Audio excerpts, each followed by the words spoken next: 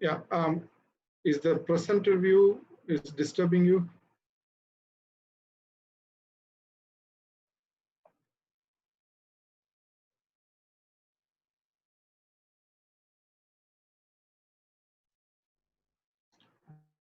Okay. Hope it. So the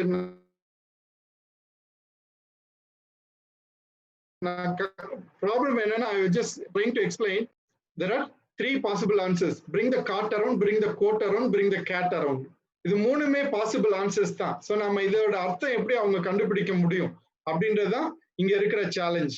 அதுக்கப்புறம் பார்த்தோம்னா writing gap, literary gap இருக்கு. என்ன பல காரியங்கள் பேரபிள்ஸ்ல ஆண்டவர் பேசினார். ஏசு கிறிஸ்து இந்த பூமியில இருந்தப்ப பேரபிள்ல பேசினார். பொய்டிக்கல் லாங்குவேஜ் நிறைய இருக்கு. சாம்ஸ் 5 books நம்ம பார்த்தோம் பொய்டிக்கல் லாங்குவேஜ்ல இருக்கு. அது மாத்திரம் இல்ல ஃபிகரேட்டிவா நிறைய சொல்றாங்க. உருவகம் பயன்படுத்தி உவமைகள் பயன்படுத்தி பல காரியங்கள் ஃபிகரேட்டிவா சொல்றாங்க. சோ இதை நம்ம புரிந்து கொள்வது கஷ்டமா இருக்கு. அப்புறமாக அது மாத்திரமல்ல ஸ்பிரிச்சுவல் கேப் என்ன, இது தேவன் ஆவிக்குரிய காரியங்களை குறித்து சொல்லி இருக்கிற ஒரு காரியம். And there is a divine authorship. தேவனும் மனிதனும் இணைந்து எழுதிய ஒரு புத்தகம். இதுல பல கஷ்டமான காரியங்கள் கொடுக்கப்பட்டிருக்கிறது. Complex truths such as Trinity. நம்ம எவ்வளவு கஷ்டப்பட்டு படித்தாலும் முழுசா புரிந்து கொள்ள முடியாத ஒரு காரியம். அப்புறம் 2 natures of Christ. இயேசு கிறிஸ்துவோட 2, அவர் தேவனாகவும் இருக்கிறார் மனிதனாகவும் இருக்கிறார். அந்த 2 காரியங்களும் நம்ம புரியும். Man's God's sovereignty and man's responsibility. தேவனுடைய சர்வ வல்லமையும் மனிதனுடைய பொறுப்பும். எங்க முடியுது, தேவனுடைய வல்லமை எங்க முடியுது, எங்க நம்முடைய பொறுப்பு ஆரம்பிக்கிறது, எல்லாமே கஷ்டமான காரியங்கள். சோ அதை புரிந்து கொள்வது கஷ்டம். அதனால நாம இந்த காரியங்கள்ல கஷ்டப்படுகிறோம். இந்த மாதிரியான காரியங்கள்ல நமக்கு கஷ்டம் இருக்கு. சோ இந்த காரியங்களை நம்ம சரியா புரிந்து கொள்ளலாம். there are 7 principles. ஒரு 7 காரியங்கள், 7 பிரின்சிபிள்ஸ் நம்ம பயன்படுத்த போகிறோம். முதலாவது கான்டெக்ஸ்ட், இரண்டாவது பேக்ரவுண்ட், மூன்றாவது மீனிங் ஆஃப் த வேர்ட்ஸ், நான்காவது purpose and plan of the author, ஐந்தாவது கிராமர், ஆறாவது யூனிட்டி ஆஃப் தி ஸ்கிரிப்சர், கடைசியாக பேரந்தசிஸ். இது ஒவ்வொன்றும் என்னன்னு சொல்லி நம்ம இந்த நாள்ல பார்த்து முடிக்க போகிறோம். முதலாவது கான்டெக்ஸ்ட். கான்டெக்ஸ்ட்னா என்ன? What goes with the text. நாம எடுத்திருக்கிற பகுதியோடு இணைந்து செல்வதா, கொஞ்சம் முன்னாடி கொஞ்சம் பின்னாடி, பிஃபோர் அண்ட் ஆஃப்டர்.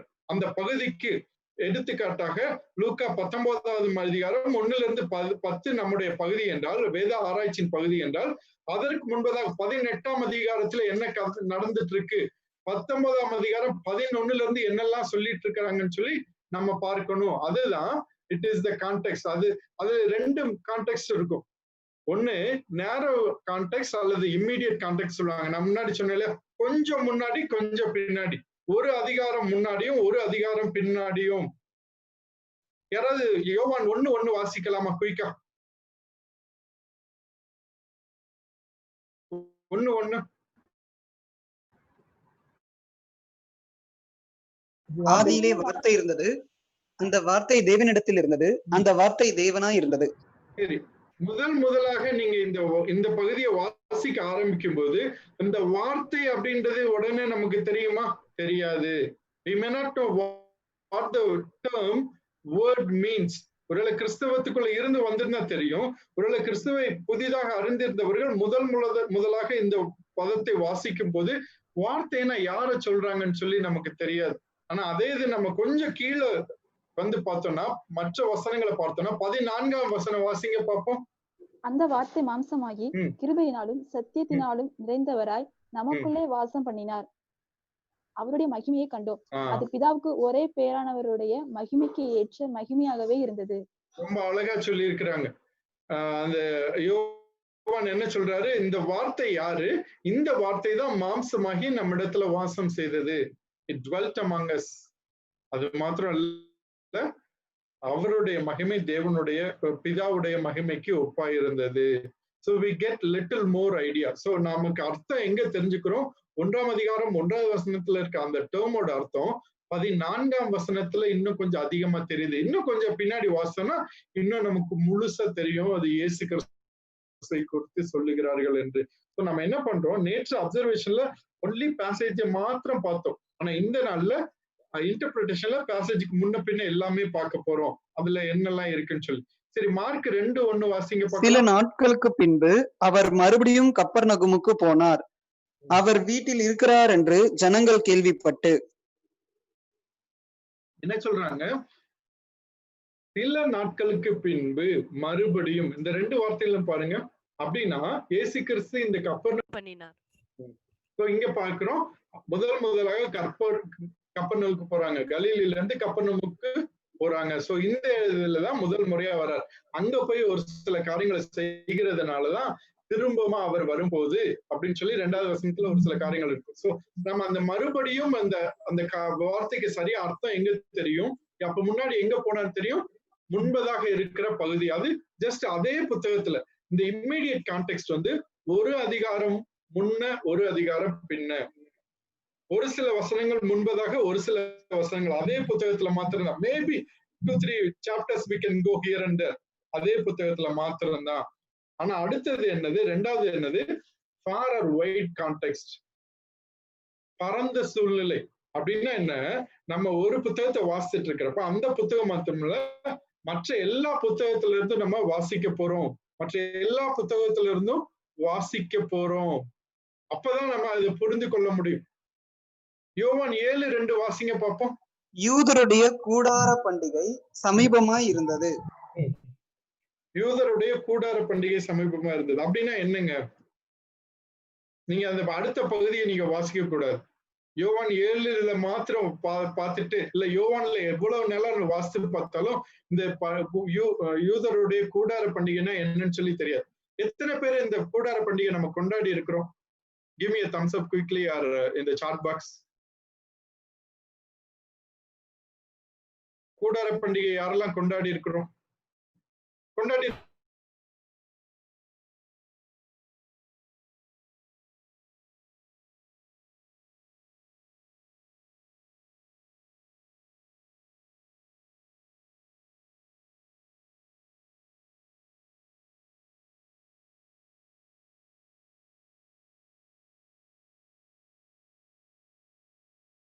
கொண்டாடி இருப்போம், அறுவடை பண்டிகை கொண்டாடி இருப்போம். சரி, கூடார பண்டிகையை நம்ம எங்க தெரிந்து கொள்ள முடியும்னா, நம்ம புதிய ஏற்பாட்டுல எவ்வளவுதான் நம்ம கஷ்டப்பட்டு தேடினாலும் கூடார பண்டிகை குறித்து நமக்கு ஒன்றுமே தெரியாது. கிறிஸ்தவங்களா இருந்துட்டு நம்ம பைபிள்ல இருக்கிறத கொண்டாடாம இருக்கிறோமே அப்படின்னு யோசிச்சோம்னா, அது வந்து பழைய ஏற்பாட்டுல லெவிட்டிகஸ்ல லேவியராமம் 23ஆம் அதிகாரம் போனா அங்க போய் பார்த்தோம்னா இந்த கூடார பண்டிகையை எப்படியாக கொண்டாடணும், என்னெல்லாம் செய்யணும் அப்படின்னு சொல்லி ஆண்டவர் கொடுத்திருக்கிறார், அவர்களுக்கு அந்த ஜனங்களுக்காக கொடுத்திருக்கிறார். சோ அப்போ வந்து அதுல நீங்க வந்து பார்க்க முடியும். சோ இந்த கூடார பண்டிகை குறித்து நம்ம புரிந்து கொள்ளணும்னா எங்க போகணும்? வைடர் கான்டெக்ஸ்ட், மற்ற புத்தகங்கள், அதாவது வேதத்துல இருக்கிற மற்ற புத்தகங்கள். Thank you Alan, maybe you might have celebrated. Thank you for that note. Yeah, maybe good that you had some idea. சரி, ஆனா நம்ம என்ன பண்ணணும்? அந்த புத்தகத்துல கண்டுபிடிக்க முடியாது, வைடர் கான்டெக்ட்ல போய் நம்ம கண்டுபிடிக்க வேண்டியது இருக்கு. அதுதான் நமக்கு கான்டெக்டோட முக்கியத்துவம். அதை நம்ம பிக்டோரியலா நம்ம பார்த்தோம்னா ஒருவேளை நம்ம குயிக்கா நம்ம புரிந்து கொள்வதற்காக நம்மளோட டெக்ஸ்ட் இதுதான். நேரோ கான்டெக்ட்னா அதே புத்தகத்துல மார்க்னா மார்க்ல மாத்திரம் ஒரு அதிகாரம் 2 அதிகாரம் முன்ன பின்ன பாக்குறது. வைடர் கான்டெக்ட்னா வேதத்துல இருக்கிற மற்ற எல்லா புத்தகங்கள்லயும். ஒரு சிலர் வைடர் கான்டெக்ட்ல என்ன வரும், காஸ்பல்ஸ்ல இதே பகுதி சினாப்டிக் காஸ்பல் சொல்ற அந்த மார்க்கு, மத்தேயு, மார்க்கு, லூக்கால இருக்கிற பகுதிகள் மற்ற ஆத்தர்ஸ் எழுதியிருப்பாங்க.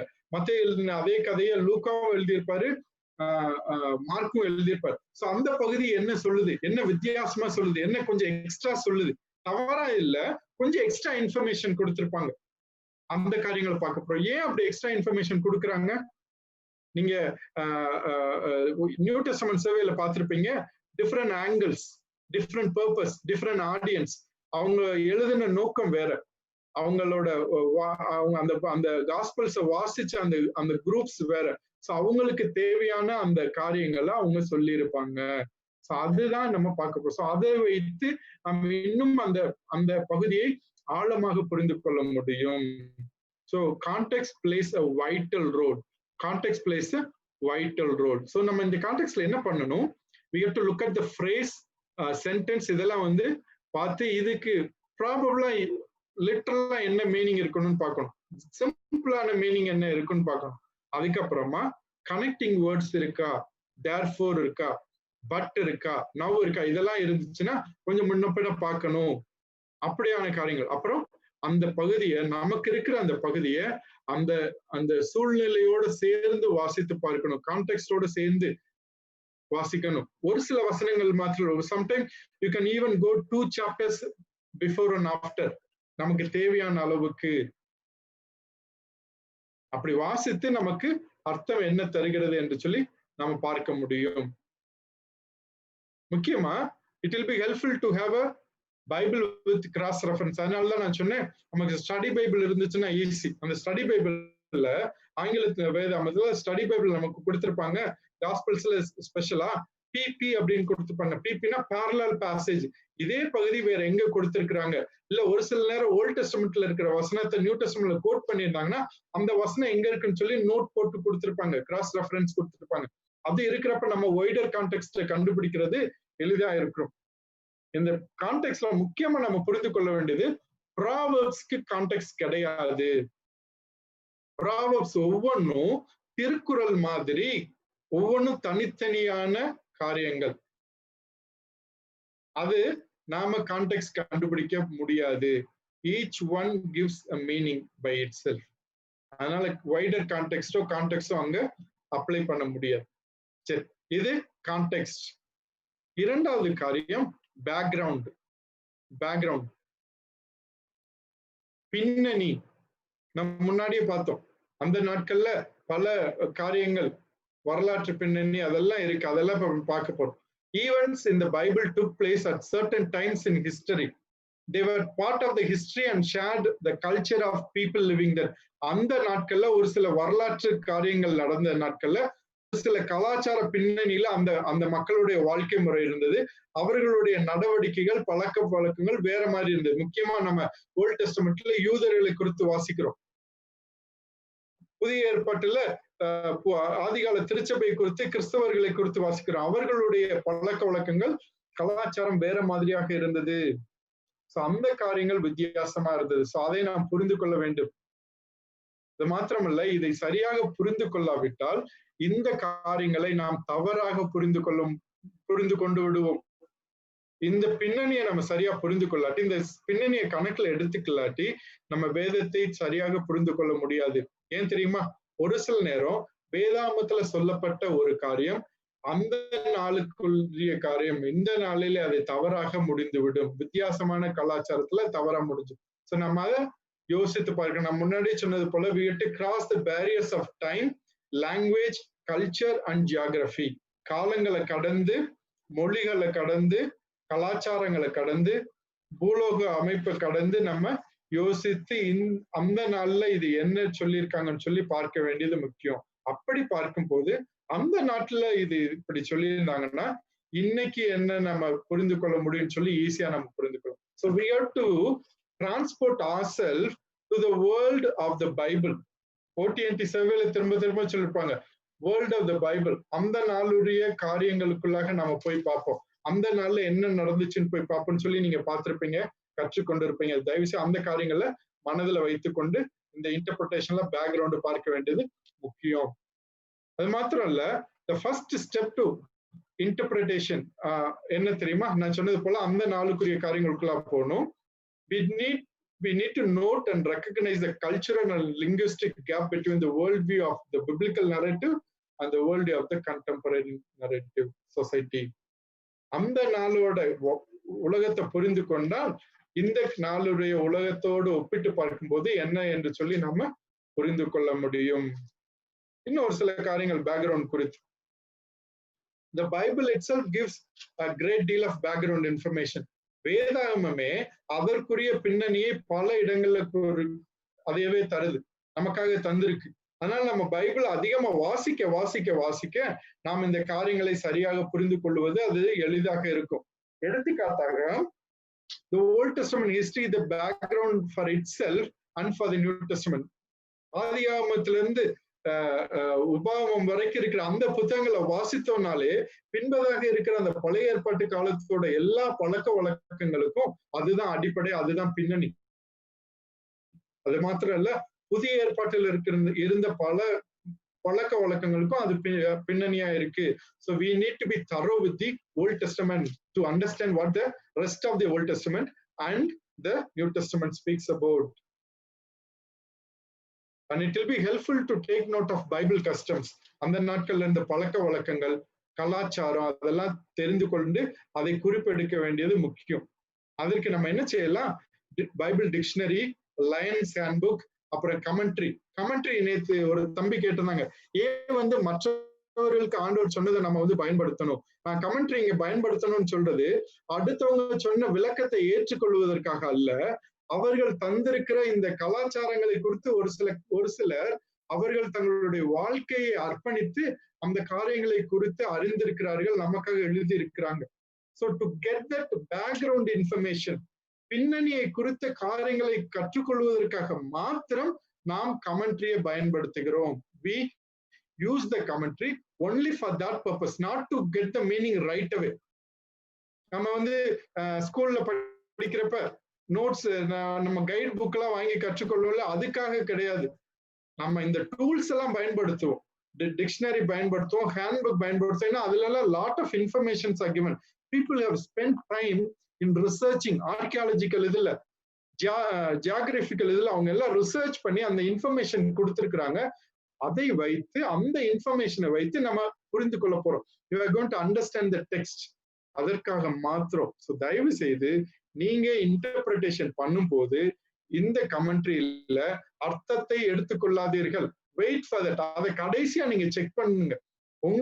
நீங்க கண்டுபிடிச்ச இந்த அர்த்தம் சரியா இருக்கான்னு சொல்லி செக் பண்றதுக்கு நம்ம இந்த கமெண்ட்ரியை பயன்படுத்தலாம். இல்லாட்டி அந்த கமெண்ட்ரியில இருக்கிற பேக்ரவுண்ட் இன்ஃபர்மேஷன் மாத்திரம் எடுத்துக்கொள்ள வேண்டியது முக்கியம். சரியா? நம்ம குயிக்கா போகலாம். 4 விதமான பேக்ரவுண்ட் இருக்கு, 4 விதமான பின்னணி இருக்கு. முதலாவது ஹிஸ்டாரிக்கல் பேக்ரவுண்ட், இரண்டாவது கல்ச்சுரல் பேக்ரவுண்ட், மூன்றாவது சோசியல் பேக்ரவுண்ட் அல்லது சோசியலாஜிக்கல் பேக்ரவுண்ட், நான்காவது ஜியாகிரபிக்கல் பேக்ரவுண்ட், வரலாற்று பின்னணி, கலாச்சார பின்னணி, சமூக பின்னணி, புவியியல் பின்னணி. சரி, ஒவ்வொன்றா நம்ம பார்க்கலாம். ஹிஸ்டாரிக்கல் பேக்ரவுண்ட், கலாச்சார பின்னணி என்னன்னு பார்க்கலாமா? மத்தேயு 2:1 வாசிங்க யாராவது. யூதருக்கு நாட்களில் யூதேயாவில் உள்ள பெத்லகேமிலே இயேசு பிறந்த பொழுது கிழக்கில் இருந்து சாஸ்திரிகள் எருசலேமுக்கு வந்து. சரி, இந்த வசனத்தை வாசிக்கும் போது என்ன பார்க்கிறோம்? யாரை குறித்து கொடுத்திருக்கு? எந்த ராஜாவை குறித்து கொடுத்திருக்கு? இங்க ஏரோது ராஜாவின் நாட்களிலே. சரியா? அந்த ஞானிகள் வந்தாங்க. எங்க வந்தாங்க? பின்னாடி வாசிக்கிறோம். அந்த ஏரோது ராஜாட்ட கேட்கிறாங்க. பின்னாடி நடந்த கதையெல்லாம் நமக்கு தெரியும். ஆனா வரலாற்றை நம்ம புரட்டி பார்க்கும் போது இந்த வரலாற்று பின்னணியை தெரிந்து கொள்ள வேண்டியது மிகவும் முக்கியம். ஏன் தெரியுமா? அந்த வரலாற்றுல என்ன காரியங்கள்லாம் நடந்துச்சுன்னு சொல்லி சரியா புரிந்து கொள்ளணும். எடுத்துக்காட்டாக 2ஆம் உலகப் போரை குறித்து நாம் தெரிந்து கொள்ளணும்னா ஹிட்லரை குறித்தும் முசோலினியை குறித்தும் நாம் தெரிந்து கொள்ளாவிட்டால் இந்த 2ஆம் உலகப் போரோட கொடூரத்தை குறித்து நாம் தெரிந்து கொள்ள முடியாது. இப்ப நம்ம லாக்டவுன்ல இருக்கிறோம். கொரோனா COVID-19 பேண்டமிக் லாக்டவுன்ல இருக்கிறோம். சீனாவை குறித்து, சீனாவுல நடந்த அந்த காரியங்களை குறித்து நாம் தெரிந்து கொள்ளாமல் இந்த கொரோனாவோட எஃபெக்ட நம்ம புரிந்து கொள்ள முடியும். ஒருவேளை ஒரு 50-60 வருஷம் கழிச்சு, 100 வருஷம் கழிச்சு இந்த கொரோனா 2020 இவ்வளவு ஒரு பெரிய தொற்று வந்தது, பேண்டமிக் வாஸ் ஹேப்பனிங் அப்படின்னு சொல்லி யாராவது ஒரு சிலர் அதை புரிந்து கொள்ளணும்னு ஆசைப்பட்டாங்கன்னா சீனாவையும் சீனாவுக்கு போயிட்டு வந்தவங்களையும் பற்றி அறியாதபடிக்கு இதை குறித்து முழுவதுமாக தெரிந்து கொள்ள முடியாது. I'm not talking about how it originated, அந்த டிபேட்டுக்குள்ள போல. ஆனா எங்க இருந்து அது உருவானது? சரிங்களா? இப்ப புரியுதா? So we need to know the historical background. Historical பேக்ரவுண்ட்னா என்ன, அந்த நாளில இருந்து அரசியல் அமைப்பு எப்படியா இருந்தது, வரலாற்று காரியங்கள், அல்லது யார் அரசாட்சி செஞ்சாங்க, யார் பவர்ல இருந்தாங்க, யார் கவர்ன் பண்ணிட்டு இருந்தாங்க, யார் ஆட்சி செஞ்சுட்டு இருந்தாங்க, இந்த காரியங்களை நம்ம தெரிந்து கொள்ளணும். எடுத்துக்காட்டா நம்ம மத்தேயு 2:1 வாசித்தோம். ஏரோது ராஜாவின் நாட்களிலே, ஏரோது ராஜா பின்பதாக நிறைய ஆண் குழந்தைகளை கொன்று போடுகிறத பார்க்கிறோம். He killed many children under the age of 3. ஏன்? ஏன்னா ஏரோது ராஜாவை குறித்து வேதத்துல கொஞ்சம் தான் சொல்லி இருக்கிறாங்க. வேதத்துக்கு வெளியே ஹிஸ்டாரிக்கல் டாக்குமெண்ட்ஸ்ல நம்ம வாசிக்கும் போது வாசிக்கிறோம், he was so afraid of anyone dethroning him. அவனை அரசாட்சியில இருந்து யாராவது கவுத்துடுவாங்களோ இல்ல கொன்று போடுவாங்களோன்னு சொல்லி அவனுக்கு பயங்கர பயம் இருந்தது. அதனால தன்னுடைய உயிருக்கு யாராவது த்ரெட்டா வந்துருவாங்க, ஆபத்தா வந்துருவாங்கன்னு தெரிஞ்சா அவங்களை கொன்று போட்டு விடுவான். அது குழந்தையா இருந்தாலும் சரி. ஏன் தெரியுமா? He killed many of his own sons. தன்னுடைய சொந்த மகன்களே தன்னுடைய உயிருக்கு ஆபத்தா இருப்பாங்களோன்னு சொல்லி யோசனை வந்த போது அவர்களை கொன்று போட்டான் என்று வரலாறு சொல்லுகிறது. அப்படிப்பட்ட ஏரோது ராஜா யாரு? தன்னுடைய சொந்த மகன்களே தன்னுடைய ராஜ பதவிக்கு எதிராக வந்துருவாங்கன்னு நினைச்சப்ப அவர்களை கொன்று போட்டான். அப்படிப்பட்ட ஒரு ராஜா, ஒரு குழந்தை, இயேசுவா இருந்த குழந்தை பின்பதாக இந்த யூதருக்கு ராஜான்னு சொல்லி ஞானிகள் வந்து சொன்னப்ப அவனுக்கு எவ்வளவு கோபம் வந்திருக்கும், எவ்வளவு எரிச்சல் வந்திருக்கும். That's why we see that after that, அவங்க வந்துட்டு போனதுக்கு அப்புறமா அவன் எந்த இடம் கண்டுபிடிக்க முடியாதபடிக்கு, எங்க இருக்காங்கன்னு சொல்லி தெரியாதபடிக்கு அந்த இடத்துல இருந்த எல்லா குழந்தைகளையும் ஒரு சின்ன சந்தர்ப்பம் கூட தராம அவன் கொண்டு போடுகிறத பார்க்கிறோம். கரெக்டா? சோ நம்ம இந்த வரலாற்றை புரிந்து கொள்ளும் போது அந்த பகுதியில இருக்கிற அர்த்தம் சரியா புரியும். சோ அடுத்ததுக்குள்ள போலாம். Cultural background. கல்ச்சுரல் பேக்ரவுண்ட்னா என்ன? கலாச்சார பின்னணி. கலாச்சார பின்னணினா அந்த நாட்களில் இருந்த மக்களுடைய மத நம்பிக்கைகள் எப்படி இருந்தது, சமய நம்பிக்கைகள் எப்படி இருந்தது, எப்படிப்பட்ட விசுவாசத்துல அவங்க இருந்தாங்க, அல்லது எப்படிப்பட்ட கடவுளை நம்பினார்கள், அவர்களுடைய கடவுள் நம்பிக்கைகள், அதை குறித்த பழக்க வழக்கங்கள், நடைமுறைகள் எப்படியாக இருந்தது, என்ன மாதிரியான பண்டிகைகளை கொண்டாடினார்கள், அந்த பண்டிகைகள்ல என்னென்ன காரியங்களை செய்தார்கள், அந்த மாதிரியான காரியங்கள் தான். ஒரு வசனம் இந்த 2-3 வசனங்களை நம்ம குயிக்கா நான் உங்களுக்காக வாசிக்கிறேன். லூக்கா 7வது அதிகாரம் 44 இருந்து. நீங்க வேதம் இருந்துச்சுன்னா நீங்க கையில வச்சு பார்க்கலாம். 44 எப்படியா சொல்லுகிறது, ஸ்திரீயின் இடமாய் திரும்பி சீமோனை நோக்கி, இந்த ஸ்திரீயை பார்க்கிறாயே, நான் உன் வீட்டில் பிரவேசித்தேன், நீ என் கால்களுக்கு தண்ணீர் தரவில்லை. இது முதலாவது ஒரு குற்றம் சுமத்துகிற ஆண்டவர் இயேசு கிறிஸ்து இந்த சீமோனை சொல்லுகிற முதல் குற்றம், நீ இந்த காரியத்தை செய்யல, நீ எனக்கு என்னுடைய கால்களுக்கு தண்ணி தரல. 45வது வசனம், நீ என்னை முத்தம் செய்யவில்லை, நான் உன் வீட்டுக்கு வந்திருக்கேன், நீ என்னை முத்தம் செய்யவில்லை. 46வது வசனம், நீ என் தலையில் எண்ணெய் பூசவில்லை. இந்த 3 காரியங்களும் இந்த ஸ்திரீ செய்தாள். என்னது ஆண்டவர் வித்தியாசமா சொல்றாரு? ஒருவேளை நம்முடைய வீட்டுக்கு நம்முடைய திருச்சபை போதகர், சர்ச் பாஸ்டர் வந்தாருன்னா இதெல்லாம் பண்ணணுமோ? ஒருவேளை கிராமத்துல இருந்தோம்னா காலுக்கு தண்ணி கொடுப்பது, காலில் தண்ணி போட்டு அலம்பிட்டு வாங்க. இது முக்கியமா இந்த கொரோனா டைம்ல எல்லாம் நம்ம சொல்றோம்.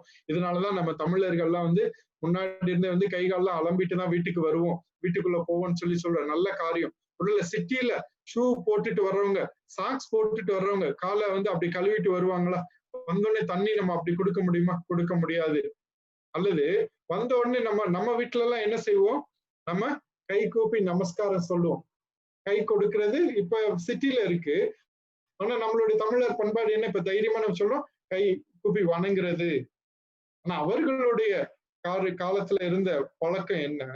ஒருவர் கட்டி தழுவி, ஆண்களுக்கும் பெண்களுக்கும், முக்கியமாக விருந்தாளிகள் வரும்போது, விருந்தினர் வரும்போது, அதுவும் மதிப்பு மிக்க விருந்தினர், போதகர்கள், பிரசங்கிமார், தேவனோட ஊழியக்காரர்கள் வரும்போது ஒருவர் ஆற தழுவி அவர்கள் கன்னத்தோடு கன்னம் உரசி முத்தமிட்டுக் கொள்வார்கள். அது அவர்களுடைய வழக்கம்.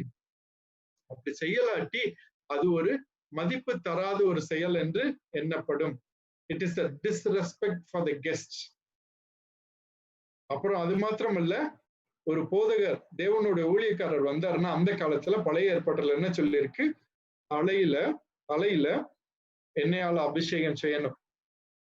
அதுவும் இவர் செய்யல. சோ ஏன் இந்த காரியங்கள் நான் சொல்றேன், it gives a better understanding. இல்லாட்டி நம்ம என்ன பண்ணுவோம், நம்ம வீட்டுக்கு பாஸ்டர் வந்த உடனே அவர் தலையில பாராசூட் எண்ணெய் எடுத்து ஊத்திர வேண்டியதுதான். ஊத்திட்டு அடுத்து அதோட அவ்வளவுதான். அவரு நம்ம வீட்டுக்கு அடுத்து ஹவுஸ் விசிட்டிங்கே வரமாட்டார்.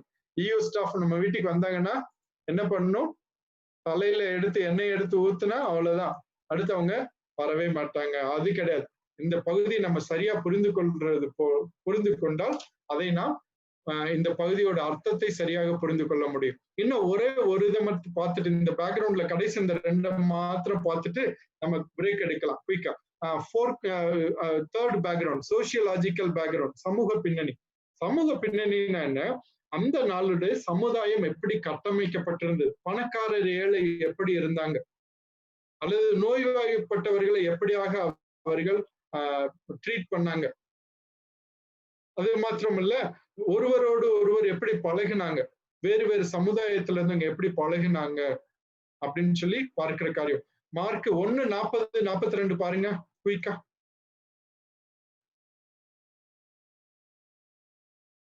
யாராவது ஒருத்தர் வாசிக்க முடியுமா? மார்க் 1:40-42. அப்பொழுது குஷ்டரோகி ஒருவன் அவரிடத்தில் வந்து அவருக்கு முன்பாக முழங்கால் படியிட்டு, உமக்கு சித்தமானால் என்னை சுத்தமாக்க உம்மால் ஆகும் என்று வேண்டிக் கொண்டான். இயேசு மனதுருகி கையை நீட்டி அவனை தொட்டு, எனக்கு சித்தமுண்டு, சுத்தமாக என்றார்.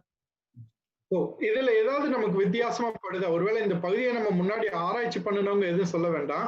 குவைட் டைம் மாத்திரம் எடுத்திருக்கோம், இல்ல இப்ப இதை பத்தி ரொம்ப நம்ம கேள்விப்படலாட்டி நம்ம என்ன யோசிப்போம், முன்னாடி வந்தா முழங்கால் போட்டா ஆண்டவர் தொட்டாரு சுகமாக்குனாரு, இதுல என்ன பெரிய விஷயம் இருக்குன்னு நம்ம யோசிக்கலாம். ஆனா பழைய ஏற்பாட்டை குறித்து நம்ம அறிந்திருந்தோமானால் லேவியராமத்துல ஒரு சில காரியங்கள் கொடுக்கப்பட்டிருக்கிறது. இந்த மனிதன், அதாவது குஷ்டரோகம் வந்த மனிதன் ஊருக்கு புறம்பாக இருக்கிற ஒரு இடத்துல, அவர்களுக்கென்று ஒதுக்கப்பட்ட இடத்துலதான் இருக்கணும். அவர்கள் யாருக்கு அருகிலையும் வரக்கூடாது, பக்கத்துல வரக்கூடாது, தூரமா நின்றுதான் இருக்கணும். அது மாத்திரம் இல்ல, தூரமா நிக்கிறது மாத்திரம் கிடையாது, இன்னுமாக அவர்கள் அழுக்கா இருப்பாங்க. அது மாத்திரம் இல்ல, அவர்கள் வாயை மூடிட்டு they have to close their mouth and shout, I am unclean, unclean, unclean. Contagious leprosy contagious ஆனா அந்த நாட்கள்ல நான் இருக்கிறது குறித்து பேசிட்டு இருக்கிறேன். ஆண்டவர் இப்படியே தனியா இருக்கணும்னு சொல்லி அவர்களுக்கு ஒரு சில கட்டுப்பாடுகளை கொடுத்திருந்தார்.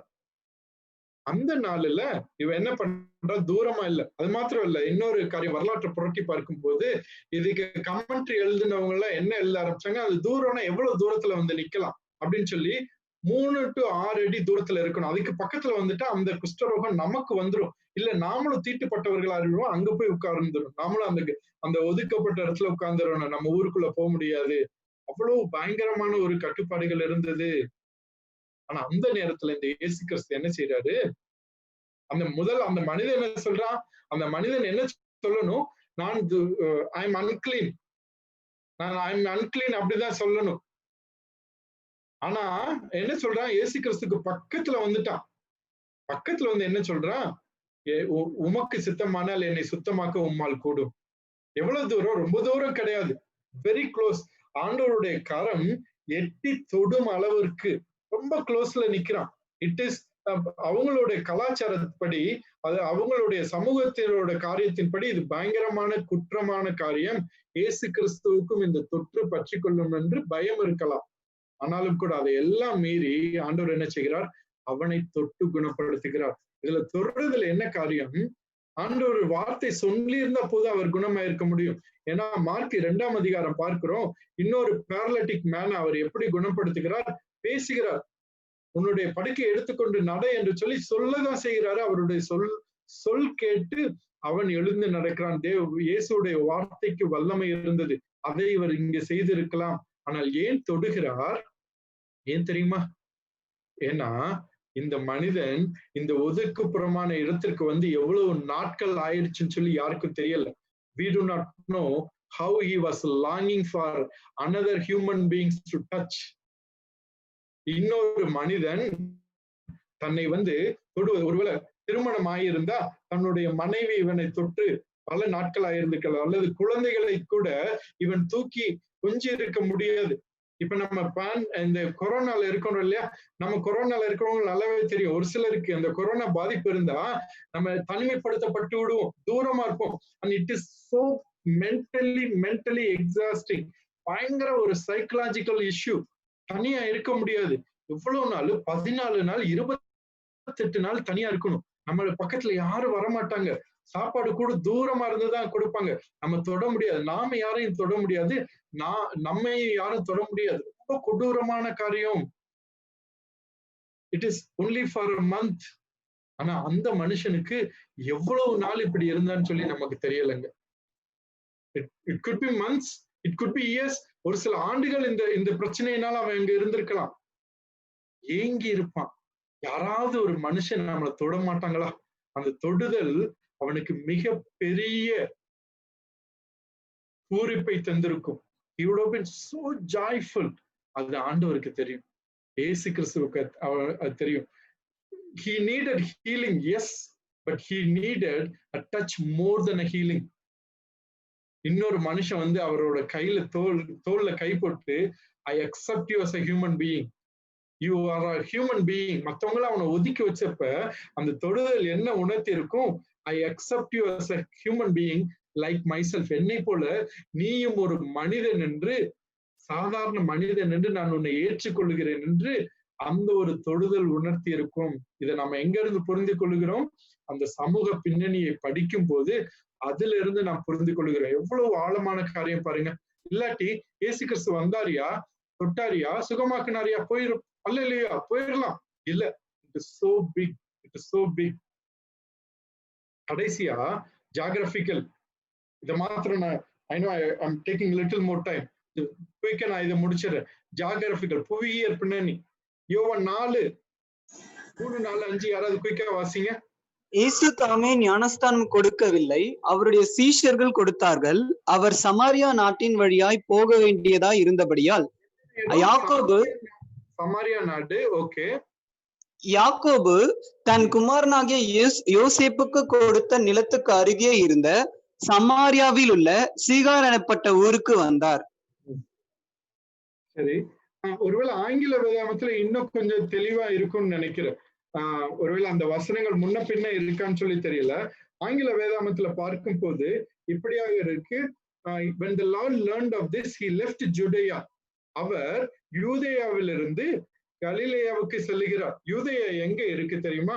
யூதேயா இருக்கிற இடம் இங்க இருக்கு.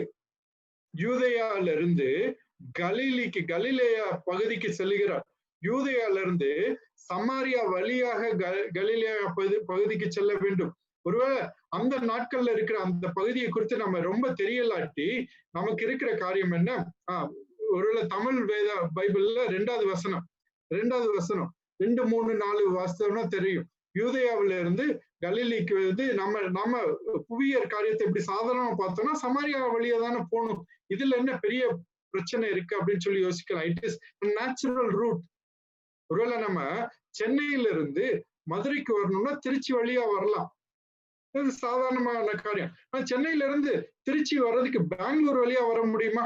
It is a roundabout route. திருநெல்வேலியில இருந்து நம்ம தூத்துக்குடி போகணும்னா மதுரைக்கு வர தேவையில்லை. ஒருவேளை மதுரைக்கு வந்துட்டு யாரும் போனாங்கன்னா வேலையே இல்லாம, மதுரையில எந்த வேலையும் இல்லை, ஆனா திருநெல்வேலியில இருந்து மதுரை சுத்தி தூத்துக்குடி போனாங்கன்னா என்ன யோசிப்போம்? என்ன உங்களுக்கு பைத்தியக்காரத்தனம் பண்றாங்களே அப்படின்னு யோசிப்போம். ஆனா இந்த புவியியற் பின்னணியும் கலாச்சார பின்னணியும் பார்த்தோம்னா அந்த நாட்கள்ல இந்த யூதர்கள் என்ன பண்ணுவாங்கன்னா சமாரியர்களை அவங்க மதிக்க மாட்டாங்க. சமாரியர்களை 2ஆம் பட்ச மனிதர்களாக தான் யோசித்தாங்க. செகண்ட் ரேட்டட் ஹியூமன் பீயிங்ஸ், ஈக்குவலா யோசிக்க மாட்டாங்க. பயங்கர மோசமா தான் ட்ரீட் பண்ணுவாங்க. ஏன்னா சமாரியர்கள் பரிசுத்தமான யூதர்கள் அல்ல. யூதர்களும் மற்ற ஜாதிகளும் கலந்து உருவான கலப்பினர்கள் ஆனதுனால they will treat them very badly. அதனால என்ன செய்வாங்க, அவங்க யூசுவலா ஒரு யூதர் ஒரு கலிலேயாவுக்கு போகணும் அப்படின்னா யூதேயால இருந்து அந்த யோர்தான் நதியை கடந்து பல தூரம் போய் திரும்பவும் யோர்தான் நதியை கடந்துதான் கலிலேயாவுக்கு போவாங்க. ஒருவேளை இந்த வழியா போனோம்னா, சமாரியா வழியா போகணும்னா 3 நாள் எடுத்ததுன்னா இந்த மாதிரி சுத்தி போறதுக்கு 6 நாள் எடுக்கும். ஆனாலும் கூட எந்த யூதனும் சமாரியா வழியா போகவே மாட்டாங்க. அந்த நேரத்துல இயேசு கிறிஸ்து என்ன செய்யறாரு? இந்த பகுதியில சமாரியா வழியா போறதே ஒரு பெரிய காரியம். இந்த கூட இருந்த சீஷர்களுக்கு பயங்கர ஹார்ட் அட்டாக்கே வந்திருக்கும்.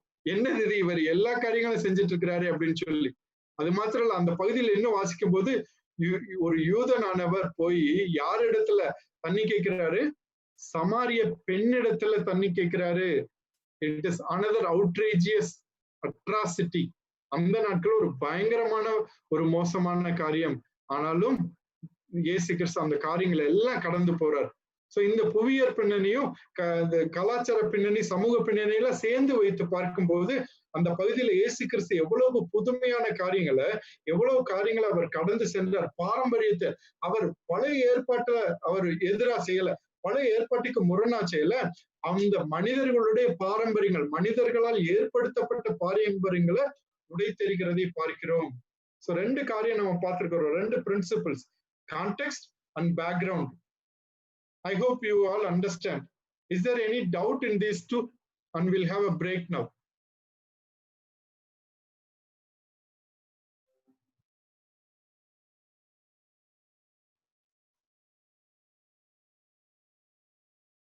Andrew, we can have the break. Andrew or Joe, if you are here. In the நேரத்துல break எடுத்துக்கலாம். You can tell how long they can go for the break and we'll come back and we can continue. As usual, you can take break for 2 to 3 minutes, and we will be having 5 minutes time for activity, and then we'll proceed the session. Yeah. Okay, Joe. Thank you so much, Okay. Joe.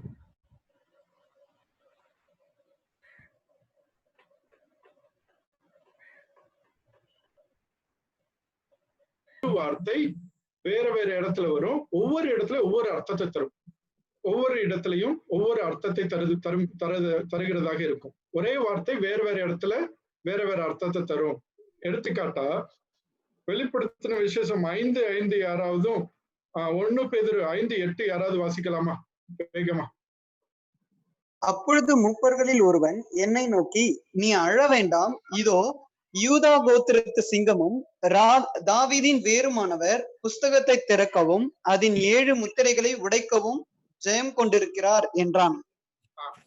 இங்கே அந்த இயேசு கிறிஸ்துவை எப்படியா உருவகப்படுத்தி இருக்கிறாங்க?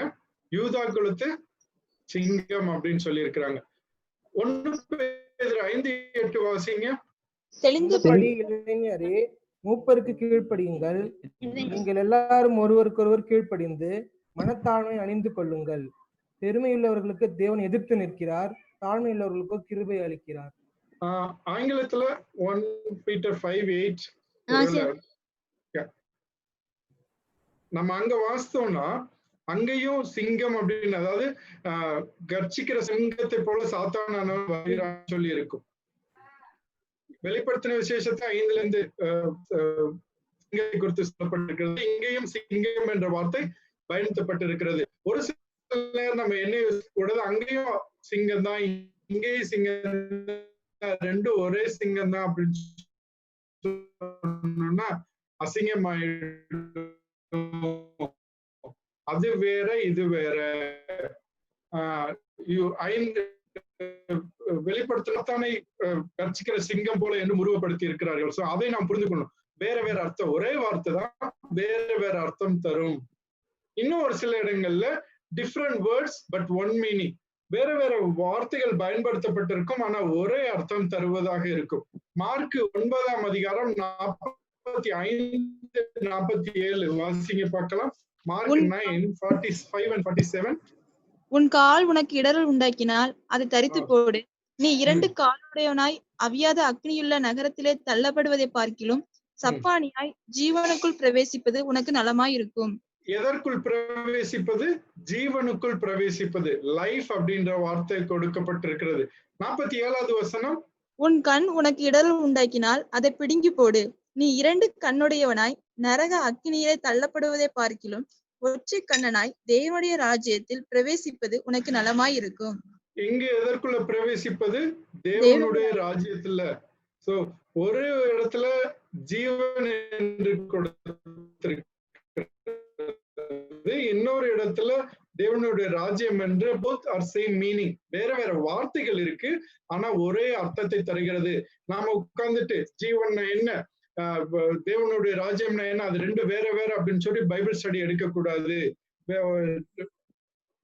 So இது ரெண்டும் வேறு வார்த்தைகளா இருந்தாலும் வேறு பதங்களா இருந்தாலும் ஒரே அர்த்தத்தை தருகிறது. சோ இந்த மாதிரியான காரியங்கள் வரும்போது நாம அதை சரியாக புரிந்து கொண்டு அர்த்தம் கொள்ள வேண்டும். கடைசியாக words changing over the time. காலப்போக்கில் அர்த்தம் மாறுகிற வார்த்தைகள்.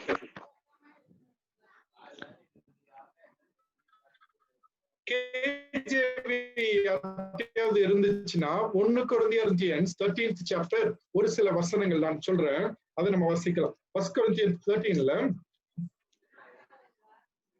4th verseல இருந்து வாசிங்க பார்க்கலாம். அன்பு நீடிய சாந்தமும் தயவும் உள்ளது.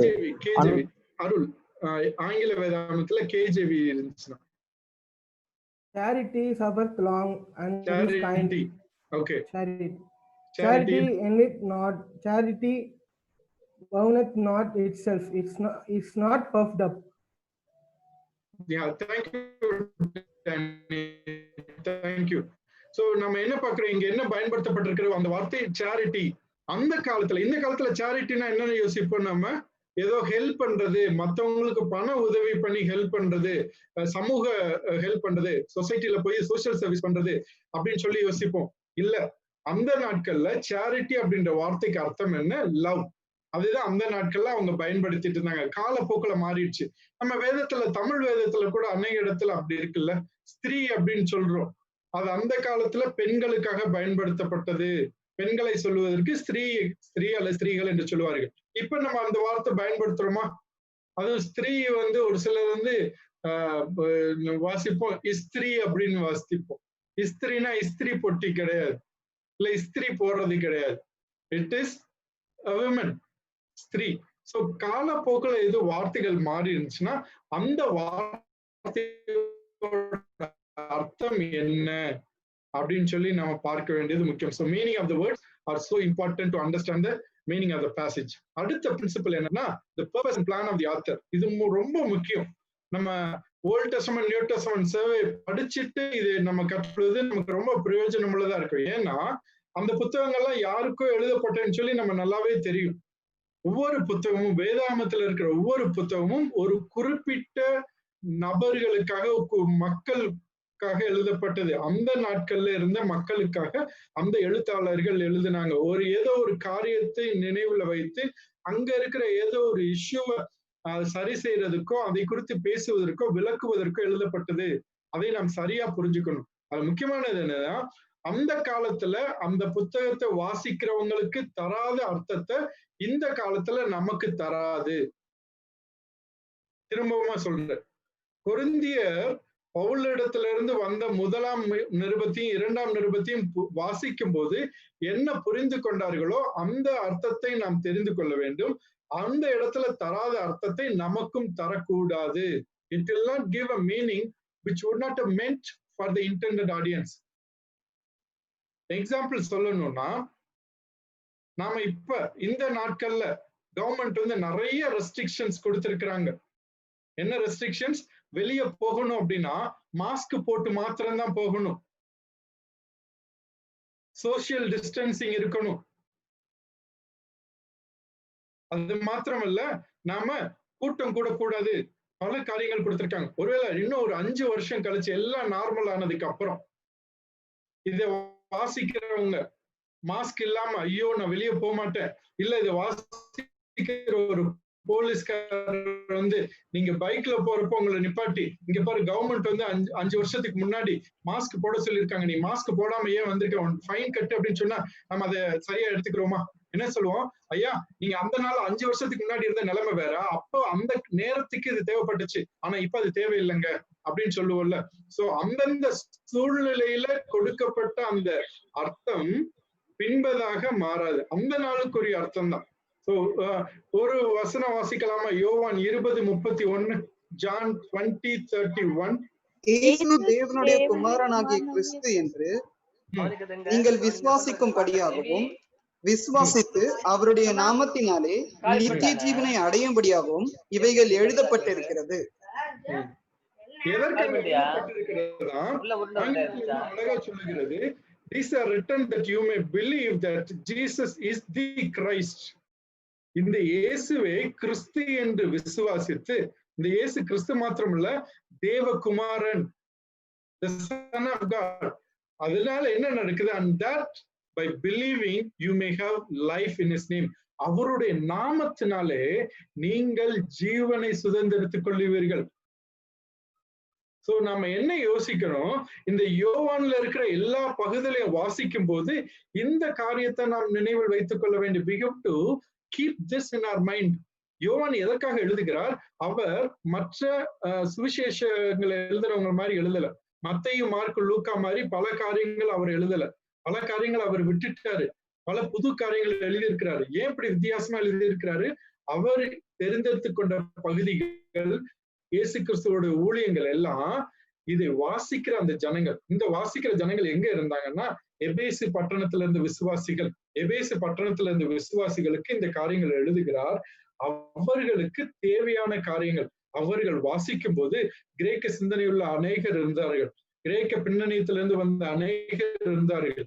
அவர்களுக்கு இவர் எழுதும் போது எதற்காக அவர் அந்த the word அப்படின்ற அந்த வார்த்தை பயன்படுத்துகிறார்?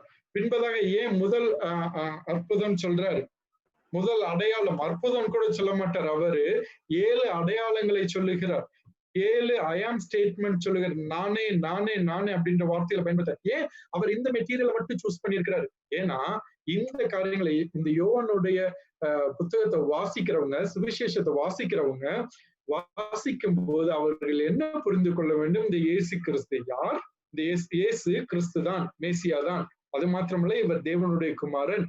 அது மாத்திரமல்ல, இவரை விசுவாசித்தால் எனக்கு நித்திய ஜீவன் உண்டு, இவருடைய நாமத்தினால நித்திய ஜீவன் என்று உண்டு என்று அவர்கள் நிச்சயமாக நம்ப வேண்டும் என்று இந்த காரியங்கள் எல்லாம் எழுதியிருக்கிறார். சோ இதை நம்ம நினைவுல வைத்துக் கொள்ளணும். அப்ப இந்த யோவான்ல இருக்கிற எல்லா பகுதியிலையும் நம்ம அர்த்தம் கொள்ளும் போது இந்த கண்ணோட்டத்தில இருந்துதான் பார்க்கணும். ஓ, இதனாலதான் இவர் இதை எழுதியிருக்கிறாரோ, இதனாலதான் மற்ற காரியங்கள் எழுதலையோ, அநேக அற்புதங்களை இவர் எழுதல. அதுவும் இல்லாம அற்புதம் வார்த்தை பயன்படுத்த மாட்டாரு. அடையாளம், சைன். எதற்கான அடையாளம்? இந்த இயேசு யாருன்றதுக்கான அடையாளம். புரியுதுங்களா? So when we know the purpose and plan of the other, we will know. இது எங்க இருந்து நம்ம எடுத்துக்கொள்ள முடியும்? இந்த இன்ஃபர்மேஷன்லாம் எங்க இருக்கும்? நம்ம ஸ்டடி பைபிள் இருந்துச்சுன்னா ஒவ்வொரு புத்தகம் ஆரம்பிக்கிறதுக்கு முன்னாடியும், every book just before the book starts, மத்தேயு ஆரம்பிக்கிறதுக்கு முன்னாடி இன்ட்ரோடக்ஷன் பார்ட் இருக்கும். அதுல யார் எழுதுனாங்க, யாருக்காக எழுதுனாங்க, எந்த காலகட்டத்துல எழுதுனாங்க, எதற்காக எழுதுனாங்க, திரும்பமா சொல்றேன், who wrote it, யார் எழுதுனாங்க, யாருக்காக எழுதுனாங்க, ஃபார் ஹூம், ஆடியன்ஸ் யாரு, எப்ப எழுதுனாங்க, வாட் டைம் ஃப்ரேம், கடைசியா எதுக்காக எழுதுனாங்க, என்ன திட்டத்தோடு எழுதுனாங்க, அதோட அவுட்லைன் என்னவா இருக்குன்னு சொல்லி நம்ம தெரிந்து கொள்ளணும். சோ நீங்க என்ன பண்ணுவீங்க? இதுக்கான ஒரு குட்டி பேராகிராஃப் நீங்க அதுல இருக்க எல்லா 2-3 பக்கத்தை எழுத மாட்டீங்க. you're going to write down a small paragraph. ஒரு குட்டி பேராகிராஃப் உங்களோட இன்டர்பிரிட்டேஷன் பண்றதுக்கு முன்னாடி இதை கொடுத்த காரியங்களை நீங்க எழுதுவீங்க, பின்னணியை கொடுத்து எழுதுவீங்க. அதுக்கப்புறமா இந்த காரியங்களும் எழுத வேண்டியது முக்கியம். அதற்கு அடுத்த பிரின்சிபல் என்ன? லாங்குவேஜ் நம்ம முன்னாடியே பார்த்தோம், இலக்கணம் பார்த்தோம் அப்சர்வேஷன்ல. Is there any change of tense which is so crucial? அதாவது காலங்கள் மாறுகிறதா? ஒரே வாக்கியத்துல, ஒரே சென்டென்ஸ்ல is there some past and present and future coming interchangeably, மாத்தி மாத்தி வந்துட்டு இருக்கா? ஒண்ணு பழைய இறந்த காலத்துல சொல்றாங்க, சடனா நிகழ்காலத்துல பேசுறாங்க, அல்லது எதிர்காலத்துல பேசுறாங்க. நம்ம ஒண்ணு புரிந்து கொள்ள வேண்டியது முக்கியம். நரேட்டிவ்ல இது ரொம்ப இருக்காது, நரேட்டிவ் பேசேஜ்ல அதிகமா இது இருக்காது. ஆனா மற்ற பேசேஜஸ்ல, பொயட்ரி ஆரம்பிக்கிறப்ப, ஆண்டவரே நான் இப்படி எல்லாம் இருக்கிறேன், நான் இப்படி எல்லாம் இருந்தேன், நான் இப்படி எல்லாம் கஷ்டப்பட்டேன், அப்புறம் என்ன சொல்லுவாரு? நீங்க என்னை காப்பாற்றி தருவீங்க ஆண்டவரே, நீங்க என்னை மீட்டுக் கொள்ளுவீங்க, அல்லது நீங்க மீட்டு கொண்டீங்க. So there is a tension of change of tenses. அது முக்கியம். அவர் மீட்கப்பட்டு விட்டாரா? அவர் எதிர்பார்த்து காத்து கொண்டிருக்கிறாரா?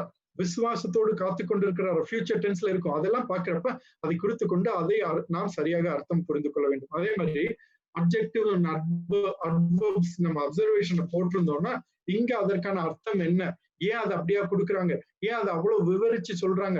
அவர் ரொம்ப கோபமா போனாரு, அவர் ரொம்ப மெதுவா நடந்து போனாரு, 2 நாள் போகல அப்படின்னா சொல்லிட்டு அதை நம்ம பாக்குறோம். அப்புறம் இமோஷன்ஸ், கண்ணீர் விட்டார், அதோட அர்த்தம் என்ன? தேவன் மனஸ்தாபப்பட்டார், அதோட அர்த்தம் என்ன? அங்காரியங்களை நாம அதுக்கான அர்த்தம் பார்க்க போகிறோம். சரிங்களா? அடுத்ததாக unity of the scripture. First 4 காரியங்கள், first 4 principles: context, background, meaning of the words, unit, plan and purpose of the author. இது 4ம் எல்லா பகுதிகளுக்கும் நீங்க செய்ய வேண்டிய காரியம். ஆனா பின்னாடி இருக்கிற இந்த 3 காரியங்கள் என்னென்ன காரியம்? முன்பதாக சொன்னோம் அல்லவா, லாங்குவேஜ். இது எங்க இருக்கோ அங்க மாத்திரம் நம்ம பயன்படுத்தணும். அநேக இடத்துல இருக்கும், அப்ப பயன்படுத்தும். ஆனா இந்த 6வது காரியமும் 7வது காரியமும் எப்பெல்லாம் தேவைப்படுதோ, they are like the third umpires. Third umpires என்னது? விளையாட்டுல எப்ப தேர்ட் அம்பையர்ட்ட போவோம்? கிரிக்கெட்ல எப்ப தேர்ட் அம்பையர்ட்ட போவோம்? எல்லா அவுட்டுக்கும் நம்ம தேர்ட் அம்பையர்ட்ட போக மாட்டோம். ஒரு குரூஷியல் ரன் அவுட், அம்பையர் அங்க ஃபீல்டுல இருக்க அம்பையருக்கு உடனே தெரியல, அப்ப என்ன பண்ணுவோம்? தேர்ட் அம்பையர்ட்ட நம்ம அந்த ஃபீல்ட் அம்பையர் காமிப்பாரு. அதோட அர்த்தம் என்ன? எனக்கு சரியா தெரியல, நீங்க பல ஆங்கிள் இருந்து செக் பண்ணி பார்த்து சரியான வேர்டிக்ட் கொடுங்க. ஃபுட்பால்ல கூட அப்படிதான், ஃபவுல் ஆயிடுச்சா இல்ல கோல் ஆஃப் சைடா இல்லையா, ஒரு சில நேரம் என்ன ஆயிடுச்சுன்னு சொல்லி தெரியாத படிக்க இருக்கிறப்ப they give for the third umpire, they go for the third umpire. கபடியில அப்படிதான் இப்பெல்லாம் they go for the third umpire, referral system. ஏன்? குழப்பமா இருக்கும் போது நமக்கு தெரிகிற அர்த்தம் கொஞ்சம் முன்ன பின்ன இருக்கிறப்ப நம்ம செக் பண்ணணும், நம்ம வேகமா போகக்கூடாது. we have to pause and check with all the other angles. அது என்னன்னு சொல்லி நம்ம பார்க்கணும். ஒண்ணு என்னது? Unity of the scripture. என்ன? வேதாகமும் ஒன்றுக்கொன்று முரண்படுவது கிடையாது. ஒன்றுக்கொன்றுனா ஒரு பகுதிக்கு இன்னொரு பகுதிக்கும் முரண்பாடு கிடையாது. முழு வேதாகமும் தேவன் நமக்கு ஒன்றாக தந்திருக்கிறார். ஆதியாகமத்திலிருந்து வெளிப்படுத்தின விசேஷம் வரைக்கும் இருக்கிற எல்லாமே தேவன் நமக்காக ஒருமுகத்தன்மையோடு யூனிட்டியா கொடுத்திருக்கிறார். there are no contradictions. that is a foundational belief. ஒரு சிலர் கான்ட்ரடிக்ஷன் இருக்குன்னு சொல்றது அவங்க இந்த பிரின்சிபிள்ஸ் ஆஃப் இன்டர்பிரேஷன் புரியாம சொல்லுவாங்க. சோ நாம வேதத்தை ஆராய்ந்து கொள்வதற்கு நாம படித்துக் கொண்டிருக்கிறவர்கள், கற்றுக்கொண்டிருக்கிறவர்கள், we have to believe that Bible does not contradict itself. அது foundational belief. It is a faith in God and God's word. சரிங்களா? அது இல்லாதபடிக்கு நம்ம சரியா புரிந்து கொள்ள முடியாது. இது குருட்டுத்தனமான நம்பிக்கையா கிடையாது. It is not a blind faith. It is a faith in God who is so firm and who doesn't lie. பொய்யுரையாத தேவன் மேல் வைத்திருக்கிற நம்பிக்கை. அவருடைய வார்த்தை பொய் சொல்லாது என்று ஒரு வசனத்தை வாசிக்கலாம். லூக்கா 14:26. யாதொருவன் என்னிடத்தில் வந்து தன் தகப்பனையும் தாயையும் மனைவியும் பிள்ளைகளையும் சகோதரரையும் சகோதரிகளையும் தன் ஜீவனையும் வெறுக்காவிட்டால் எனக்கு சீஷனா இருக்க மாட்டான். என்ன சொல்றாரு? யாதொருவன் என்னிடத்தில் வந்து தன் தாயையும் தகப்பனையும் மனைவியையும் பிள்ளைகளையும் சகோதரனையும் சகோதரியையும் வெறுக்காவிட்டால். நம்ம இந்த பகுதியை ஒருவேளை இன்டர்பிரேஷன் கண்டுபிடிச்சிட்டு இருந்தோம், அர்த்தம் கண்டுபிடிச்சிட்டு இருந்தோம்னா, இன்னது வெறுக்க சொல்றாங்களே, அப்ப தென் we have to just tell them, இனிமே நான் உங்களை நேசிக்க மாட்டேன், உங்களை நான் வெறுக்கிறேன், ஐ ஹேட் யூ சோ மச் அப்படின்னு சொல்லி அவங்க மூஞ்சில எடுத்தறிஞ்ச மாதிரி சொல்லிட்டு போகணுமா? அதான் ஆண்டவர் சொல்றாரா? இல்ல. அது எப்படி நமக்கு தெரியும்? முழு வேதாகமத்தோட உண்மை என்ன? தேவனை நேசிக்க வேண்டும், உன்னை நேசிப்பதோட புறனையும் நேசிக்க வேண்டும், பகைங்கரையும் நேசிக்க வேண்டும் என்று இயேசு கிறிஸ்து சொல்லியிருக்கிறார்.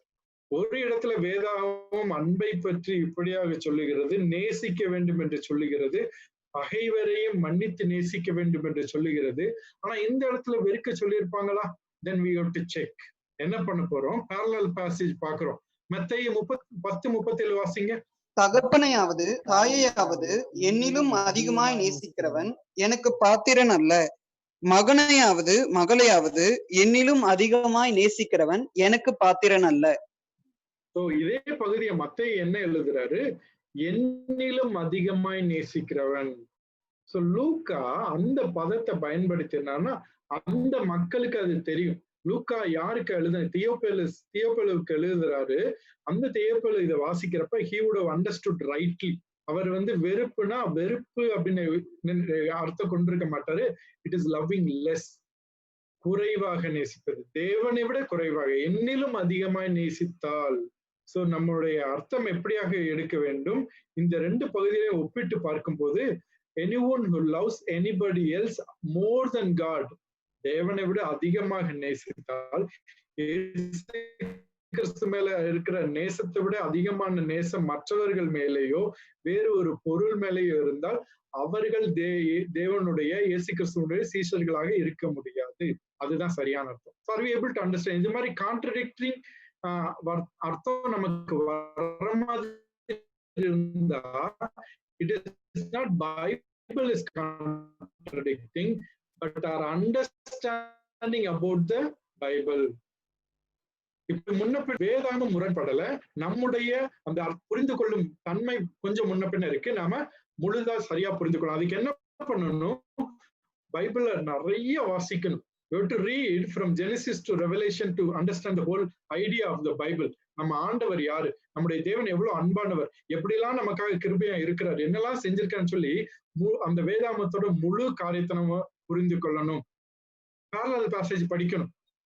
இதே கருத்தை குறித்து வேறு இடத்துல என்ன சொல்லி இருக்கிறாங்கன்னு சொல்லி நம்ம வாசிக்கணும். ஒரு பகுதிய வேதாகமத்தின் முழு பகுதியோட அர்த்தத்தை வைத்து கொண்டு நாம் அர்த்தம் கொள்ள வேண்டும்.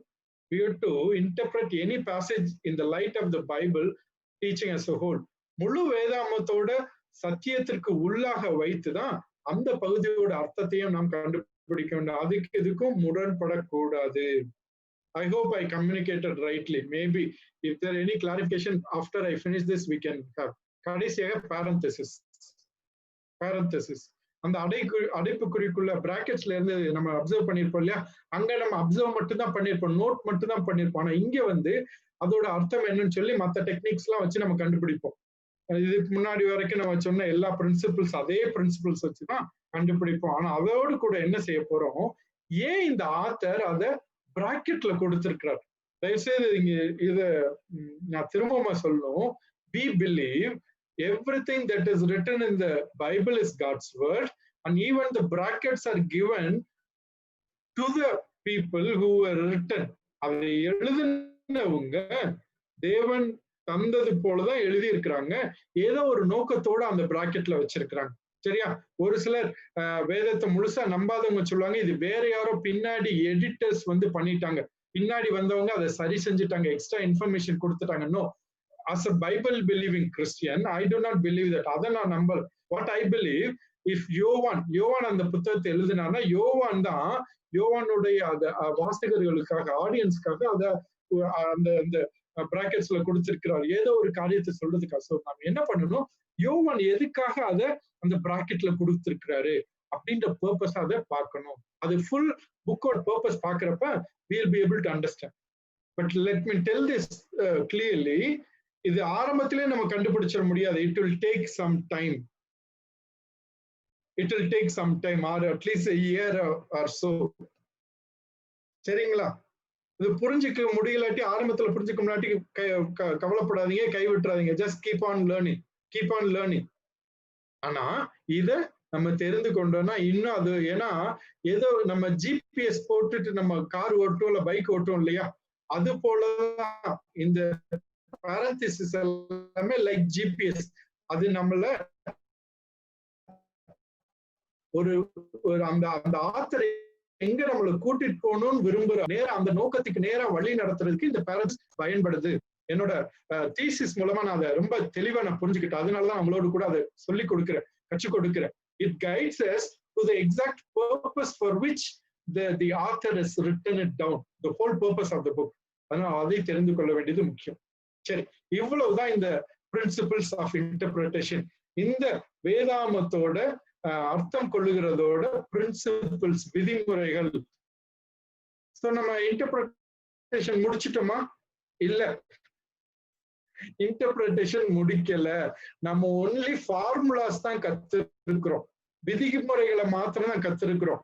இப்ப என்ன பண்ணணும், இவ்வளவு இன்ஃபர்மேஷனை வச்சுட்டு we are going to do something now. இதுதான் இன்டர்பிரேஷன். இது வரைக்கும் நம்ம பண்ணிட்டு இருந்தோம். எல்லா இன்ஃபர்மேஷனையும் கலெக்ட் பண்ணணும். இங்க பேக்ரவுண்ட் இன்ஃபர்மேஷன் கான்டெக்ஸ்ட் பண்ணி வச்சிருக்கிறோம். வச்சுட்டு அதை நம்ம இந்த கேள்விகள்லாம் அப்ளை பண்ண போறோம். we are going to apply those formula in this. என்ன கேட்க போறோம், இந்த வசனத்தோட அர்த்தம் என்ன? ஒவ்வொரு வசனமா எடுக்கலாம், இல்ல 2-3 வசனத்தை சேர்த்து எடுத்து இந்த வசனமோ இல்ல அந்த வசனங்களோட அர்த்தம் இதெல்லாம் எனக்கு தெரியும், இதெல்லாம் நம்ம வாசிச்சு வச்சிருக்கிறேன், இப்படின்னா என்ன அர்த்தம், இந்த வசனத்துக்கு என்ன அர்த்தம் கேட்க போறோம்.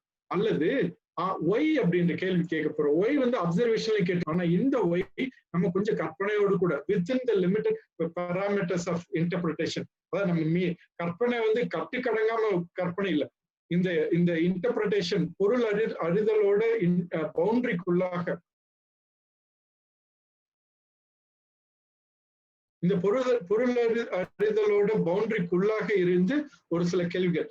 ஏன் இப்படி நடந்தது, ஏன் அவங்க இதை இப்படி செஞ்சாங்க, ஏன் அவர் இப்படி சொன்னாரு, ஏன் அவர் மறுத்தார் அப்படின்னு சொல்லி கேள்வி கேட்டு அதுக்கு அர்த்தத்தை இந்த எல்லா இன்ஃபர்மேஷனை வச்சு இந்த பகுதியில பொருத்தி பார்த்து அப்ளை பண்ணி நம்ம எழுத போகிற இதுக்கு இதுதான் அர்த்தம், இந்த வசனத்துக்கு இதுதான் அர்த்தம், அதுதான் interpretation.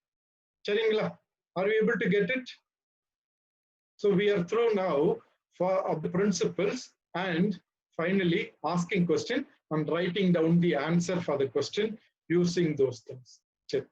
Let me stop now and just give you for a few minutes for clarifications. Hello Anna, கேக்குதா அண்ணா? ஹலோ அண்ணா. Yes, Vivek. Yeah. ஓகே அண்ணா. Yes, Vivek. கேக்குது, சொல்லுங்க. அண்ணா எனக்கு ஒரு டவுட்னா, இந்த பரமலை பெண் பந்தய புழுக்காய் லக்குன்னு இருக்குல்லண்ணா, லக்கு. ஆமா. அது இலக்கா லக்கானா? ரெண்டுமே ஒண்ணுதான், மீனிங் ஒண்ணுதான். இலக்குன்னு சொல்லுவாங்க, லக்குன்னு சொல்லுவாங்க. ஆனா வந்து சுத்தமான தமிழ்ல பேசணும்னா இலக்கு அப்படின்னு தான் சொல்லுவாங்க. ஓகேண்ணா. But both are same meaning. அது ரொம்ப நாளா வந்து ரெண்டு. ஹலோ கேக்குதாண்ணா? சொல்லுங்க விவேக், சொல்லுங்க. அதான் அது ரொம்ப நாளா வந்து அது இந்த டவுட் இருந்துட்டே இருந்துச்சு. நிறைய பேர் வந்து இலக்குன்னு சொல்றாங்க, லக்குன்னு சொல்றாங்க. ஏன் வந்து ப்ரொனன்சியேஷன்ல வந்து தப்பாகுதா? ஒரிஜினல் இங்கிலீஷ் ஹீப்ரூ இதெல்லாம் வந்து வேற விதமா சொல்லுவாங்களா? அது மாதிரி டவுட் இருந்துச்சு. ஹீப்ரூ இதுல வேற வார்த்தைகள் இருக்கும். பட் இலக்கு கோல், ஆங்கிலத்துல வந்து கோல் அப்படிதான். அதனால அதை குறித்து நம்ம ரொம்ப, ஏன்னா வந்து நான் சொன்ன போல மொழி வந்து வளர்ந்துட்டே இருக்கு, சேஞ்ச் ஆகிட்டே இருக்கு. சரிங்களா? இப்ப என்னோட பேர், எங்க அப்பா வந்து அவரோட பேர் வந்து ராமன். நிறைய பேர் வந்து இப்ப இருக்கிறவங்க ராமன்னா ரால தான் ஆரம்பிப்பாங்க. ஆனா எங்க அப்பா வந்து ரொம்ப ரொம்ப கெடுபடியா இருப்பாங்கன்னா ஈ போட்டுதான் ஆரம்பிப்பாங்க. ஏன்னா ராக்கு முன்னாடி லாக்கு முன்னாடி ஈ இருக்கணும் அப்படின்னு சொல்லி. அந்த காலத்துல ரொம்ப சீரியஸா எடுத்துக்கல. So it is not a big issue, but the meaning is same. ஓகேண்ணா, தேங்க்ஸ்ண்ணா. நேத்து நீங்க ஒரு கேள்வி கேட்டீங்களா, யாரோ ஒருத்தர் கேட்டாங்க. 2 கேள்வியில ஒண்ணுக்கு நான் பதில் சொல்லிட்டேன். இன்னொரு கேள்வி என்னன்னா, அந்த லூக்கா இளையகுமாரன் கதையில நம்ம கான்டெக்ஸ்ட் பார்த்தோம்னா நம்ம என்ன யோசிப்போம், அநேக நேரத்துல கான்டெக்ஸ்ட் வந்து நம்ம உடனே அந்த இளையகுமாரன் எங்க இருந்து போனார் அப்படிதான் வாசிப்போம். ஆனா லூக்கா 10வது அதிகாரம் எப்படி 15ஆம் அதிகாரம் எப்படி ஆரம்பிக்குது அப்படின்னா, let me just read it for you. Now the tax collectors and sinners were all gathering around to hear him. ஆயக்காரரும் பாவிகளும் அவருடைய போதத்தை குறித்து கேட்பதற்காக கூடியிருந்தாங்க. நான் பேரஃப்ரைஸ் பண்றேன், தமிழ் பைபிள் வாசிக்கலாம், ஆங்கிலத்துல வாசித்து பதில் சொல்றேன். But the Pharisees and teachers of the law muttered. அவங்க முறுமுறுக்கிறாங்க. இவர் பாரு, பாவிகளோடு கூட சாப்பிடுறாரு. அப்ப ஆண்டவர் ஒரு 3 பேரபிள்ஸ் சொல்றார், 3 உவமைகளை சொல்றார். அந்த 3 உவமைகள் தெரியும். அதுலதான் கடைசியா இளையகுமாரனை குறித்து சொல்லும் போது முடிவு எப்படியா முடியுது, அந்த பெரிய குமாரன் என்ன மூத்த குமாரன் என்ன பண்றாரு, சண்டை போட்டுட்டு வர மாட்டேங்கிறார். இப்ப இந்த கதை யாரை குறித்து? இந்த இந்த பரிசேயர்களை குறித்தும் இந்த இந்த வேத ஆராய்ச்சி செய்கிற டீச்சர்ஸ் ஆஃப் த லா அவர்களை குறித்து அவர்கிட்ட சொல்றாரு, இப்படிதான் நீங்க இருக்கிறீங்கன்னு இன்டைரக்டா நான் குயிக்கா உங்களுக்கு சொல்லிட்டேன். So mainly the story is told to the Pharisees to tell something to correct their notions that God is gracious. சரிங்களா? ஆனா அதுக்குள்ளாக நம்ம இளையகுமாரன் மேல எப்படி இளையகுமாரன் திரும்பி வந்தார், அது எல்லாமே கரெக்ட் தான். ஆனா முறையா பார்க்கணும்னா அந்த காரியம் சொல்லப்பட்டது பரிசேயர்கள் பரிசேயர்களும் அந்த டீச்சர்ஸ் ஆஃப் த லா அவங்களுக்காகும். ஏன்னா அவங்கதான் இன்னும் மனம் திரும்பாம இருக்கிறாங்க. அவங்கதான் ஸ்டில் அவுட் சைட் நாங்க தேவனுடைய பிள்ளைகள், தேவனுக்கு சொந்தமானவங்க, தேவனுக்காக எல்லாம் சரியா செஞ்சுட்டு இருக்கோம். அவங்கதான் still there waiting outside fighting with God. But it is God telling just think அப்படின்னு சொல்லி. சரியா? நான் சொன்னது புரிஞ்சிருக்கும்னு நினைக்கிறேன். But it is not wrong for us to take the love of God and about the repentance of, நம்ம புரியாதப்ப அது நம்ம எடுத்துக்கலாம். ஆனா முழு இது பாக்குறப்ப it is for the elder son. Is there any clarification needed? Hello na, is it audible na? ஆனா எனக்கு ஒரு டவுட் நான் ரிகார்டிங் பேக்ரவுண்ட்ல நம்ம ஹிஸ்டரி பத்தி பார்த்தோம், லைக் கல்ச்சரல் அஸ்பெக்ட்லாம்னா அதுலனா இப்ப ஃபார் எக்ஸாம்பிள் இப்ப கொரிந்தியன்ஸ்ல வந்து பால் வந்து லெட்டர் எழுதுறாங்க, அப்போதைக்கு ஸ்ரீகள் முக்காடிடணும் இது மாதிரி தோஸ் ஆக்சன்ஸ் எல்லாம் சொல்றாங்களே, ஸோ அது வந்து ஒன்லி ஃபார் கொரிந்தியன்ஸ் சர்ச்சுக்கு மட்டும்தான் அப்படி எழுதுறாங்க. ஸோ அந்த கல்ச்சரல் அஸ்பெக்ட்லாம் அவங்களுக்கு மட்டும்தானா அப்படிங்கிற ஒரு கொஸ்டின். ஸோ தட் அதனாலதான் நிறைய சர்ச்ல இப்ப பார்க்கணும். நம்ம இது நான் ஈஸியா பதில் சொல்லிடலாம். But I would go and ask you to do the interpretation. சரிங்களா? ஏன்னா அது அந்த அந்த கலாச்சாரத்துல என்ன, ஏன் அவர் பவுல் அப்படி சொன்னான்னு சொல்லி நீங்க யோசித்து பாருங்க. This is a good thing for you to exercise your interpretation. உங்களுக்கு தேவை இருந்தா நம்ம தனியா வந்து பேசி நான் உங்களுக்கு வந்து கண்டிப்பா பதில் சொல்ல முடியும். But this is a good place for you to start your interpretation after we finish the Bible seminar modules. Yeah, okay, it's a good question, but it is a valid question. All of you, நீங்க எல்லாருமே நீங்க இது பண்ணலாம்.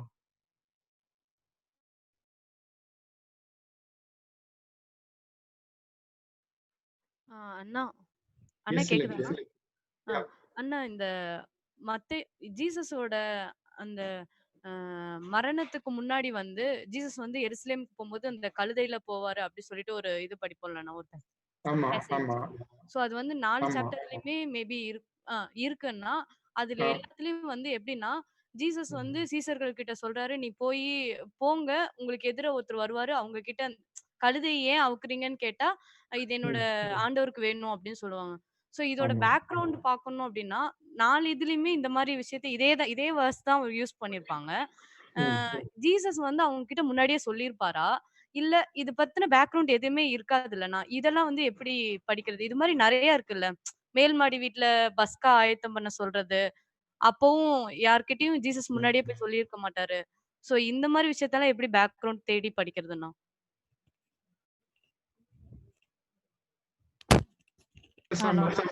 ஒரு சில இடத்துல நம்ம context பார்க்கணும். ஒரு சில இடத்துல நம்ம கான்டெக்ஸ்ட் கழுதை மேல ஏறி வர்றது வந்து சரிங்களா, அதை நீங்க போய் இப்ப வாசித்து பாருங்க. ஏன் கழுதை மேல வரணும், யாரு கழுதை மேல வந்தாங்க, பழைய ஏற்பாட்டு காலத்துல கழுதை மேல வந்தா அதோட அர்த்தம் என்ன, அதோட முக்கியத்துவம் என்னன்னு சொல்லி நீங்க போய் பாருங்க. அது ரொம்ப இன்ட்ரெஸ்டிங்கா இருக்கும். அது எங்க இருந்து வந்தாங்கன்றது சொல்லி யோவான் அழகா சொல்லுவார். One of the gospel writers, if not Yohan, one of the gospel writers, அதோட அந்த இடத்தோட முக்கியத்துவம் என்ன அப்படின்னு சொல்லி நீங்க பார்த்தீங்கன்னா ரொம்ப ரொம்ப அருமையா இருக்கும். அண்ணா நீங்க பேசுறது கேட்கல அண்ணா. Am I audible now? Others, just give me a thumbs up. Am I audible?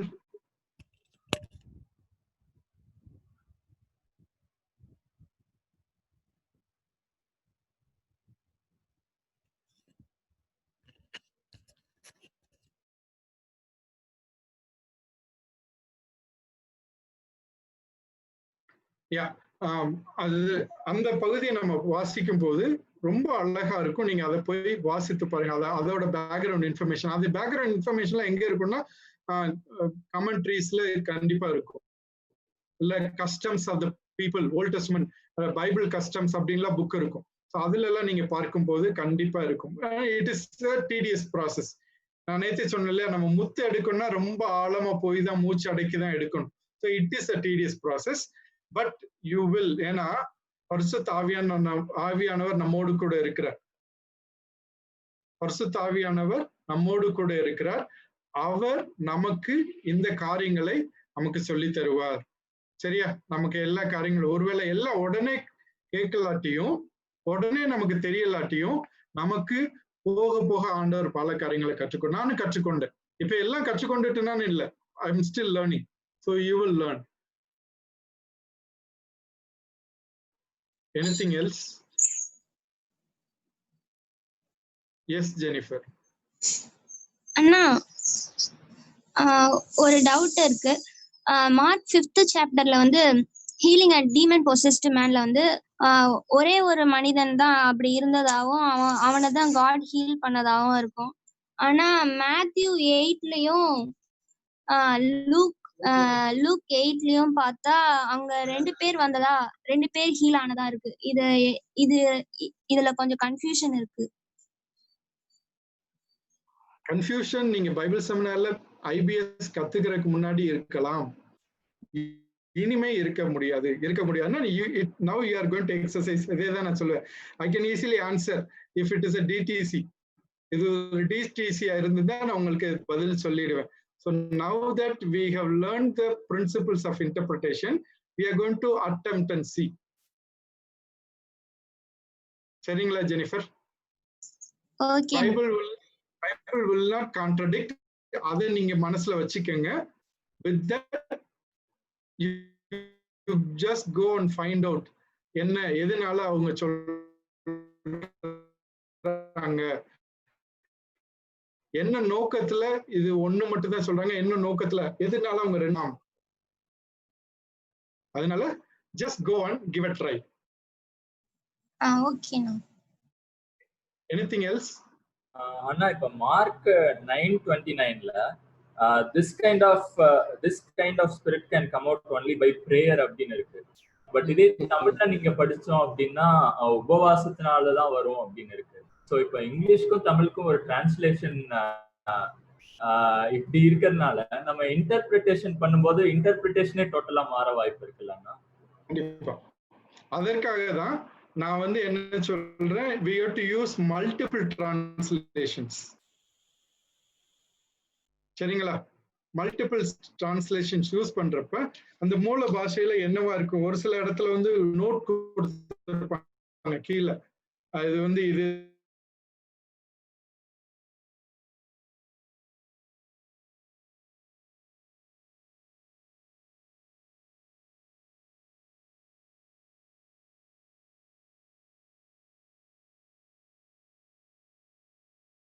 இதுக்கும் கொஞ்சம் நம்ம இடத்துல அந்த இருக்குன்னு புரிஞ்சுக்கணும். to understand properly.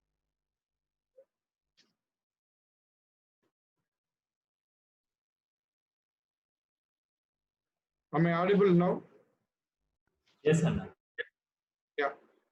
So நம்ம அது multiple translation வச்சு பார்த்தோம்னா we will be able to get a better idea. Okay. I'll take one more question, if anything is there. Otherwise, we have the breakout sessions with your leaders, with our people, the team, Karen, Calvin, and Anisha. Just be ready. Yes, Girtiga. அண்ணா, பேரண்டசிஸ்லாம் வந்துட்டு எப்படி நான் கண்டுபிடிக்கிறது? நீங்க ரொம்ப வருஷம் ஆச்சுன்னு சொன்னீங்க நீங்க பண்றதுக்கு. ஸோ அதை எப்படி நான் கண்டுபிடிக்கிறது? நீங்க இங்கிலீஷ் பைபிள்ல NIV யூஸ் பண்ணீங்கன்னா அது பேரண்ட் பிராக்கெட்ல கொடுத்திருந்தாங்கன்னா இப்போதைக்கு அதை மாத்திரம் எடுத்துக்கங்க. இப்போதைக்கு ரொம்ப பிரேக் பண்ண வேண்டாம். இப்போதைக்கு சிம்பிளா நம்ம ஸ்டார்ட் பண்ணுவோம்.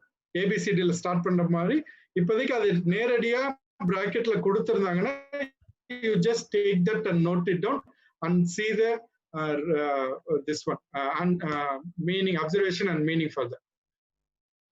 ஓகேண்ணா. தேங்க்யூண்ணா.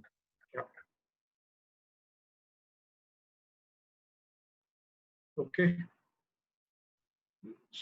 Then shall we go to the breakout sessions? Over to Andrew or Joe, Abby. Yes, Anna. Yeah. You can make the breakout sessions, and they can go up to 1:30. Abby, shall we go 3 or 6? Just 1 second, Any Joe. I'll conclusion? just. Okay, No. na. 3 or 6? I made it a 6. நாம இன்னைக்கு அந்த breakout sessionல observation, sorry, yeah, just one clarification. Breakout sessionல you will have the team Karen, Calvin and Anisha. அவங்க வந்து இந்த observationல இன்னும் கொஞ்சம் நீங்க செய்ய வேண்டியதை உங்களுக்கு ஹெல்ப் பண்ணுவாங்க. அப்புறமாக ஹோம்ஒர்க்ல நம்ம என்ன பண்ண போறோம்னா, உங்களுக்கு நீங்க இருக்கிற அந்த பேசேஜ் இருக்கு இல்லையா, அந்த பேசேஜுக்கான கான்டெக்ஸ்ட் பேக்ரவுண்ட் எல்லாம் நீங்க செய்ய போறீங்க, கண்டுபிடிச்சு வைக்க போறீங்க. But first you finish the அப்சர்வேஷனை முடிச்சிட்டு தரவா முடிக்கணும். நல்ல அப்சர்வேஷன் பண்ணலாட்டி நம்ம இன்டர்பிரிட்டேஷன் சரியா இருக்காது. A good observation will help us to have a good interpretation. So தயவு செய்து அப்சர்வேஷன் கம்ப்ளீட்டா பண்ணுங்க. சும்மா கூனா ரெண்டு வார்த்தை அப்படி மாத்திரம் இல்ல. தயவு செய்து கூனா அவங்கள who are they and where are they, or அவர்களை குறித்து what do we know about them from the passage, அதை ஃபுல்லா எழுதுங்க. இயேசு கிறிஸ்துவை குறித்து என்னெல்லாம் போட்டிருக்குன்னு 10 சென்டென்ஸ் இருக்கா, 10 சென்டென்ஸ் எழுதுங்க. ஒவ்வொன்றையும் குறித்து தரவா, நம்ம தமிழ்ல சொல்றோம்ல, அக்கு வேற ஆணி வேற பிரிச்சு எழுதிடணும். only then we will be able to have a proper and strong foundational observation and interpretation. சரிங்களா? சரி, over to the team.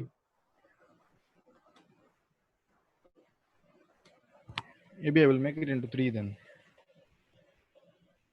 Joe, 3 இது பண்ணிக்கலாம். ஆமா. Yes. Just 1 minute.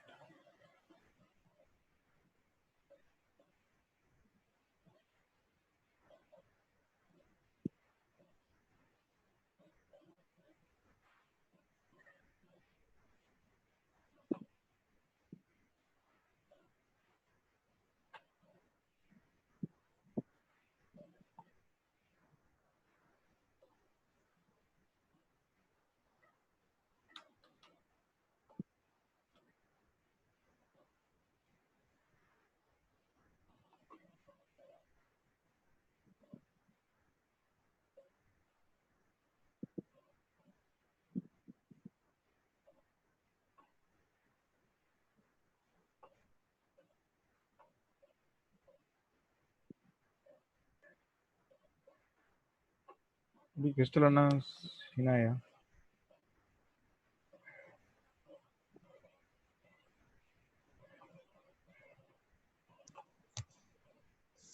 Yes, Joe. Crystal on Sinai, Mount Sinai. Okay.